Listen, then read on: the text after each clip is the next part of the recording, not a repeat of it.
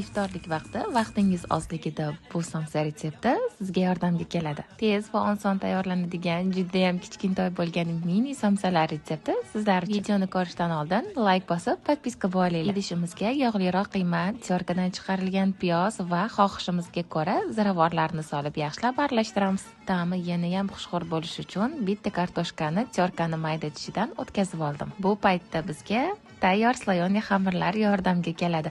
Maslahat beraman, bu xamirlardan albatta xolodilnigingizga saqlab qo'ying. Xamirlarimizni unlab stolimizga o'rta qalinlikda yoyib olamiz.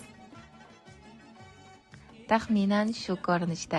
Endi buni bo'laklarga ajratamiz va qiymamizdan solamiz.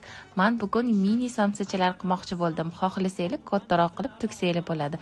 Qo'limizni yaxshilab unlab, somsalarimizni tugib olamiz. Xuddi videoda ko'rsatilgandek. Agar bu somsadan tayyorlab ko'rmagan bo'lsangiz, maslahat beraman, bir marta bo'lsa ham bu somsadan tayyorlab, oila a'zolaringizni xursand qilinglar. Tayyor qilib tugilgan somsalarimizni pergament solingan listimizga qo'yamiz. Tuxum sarig'i surib, kunjut va sedani sepamiz. Qizdirilgan duxovkamizga 250 gradusga ustilari qizargunigacha yuboramiz. Bu somsalardan albatta tayyorlab ko'ring. Yoqimli iftorliklar.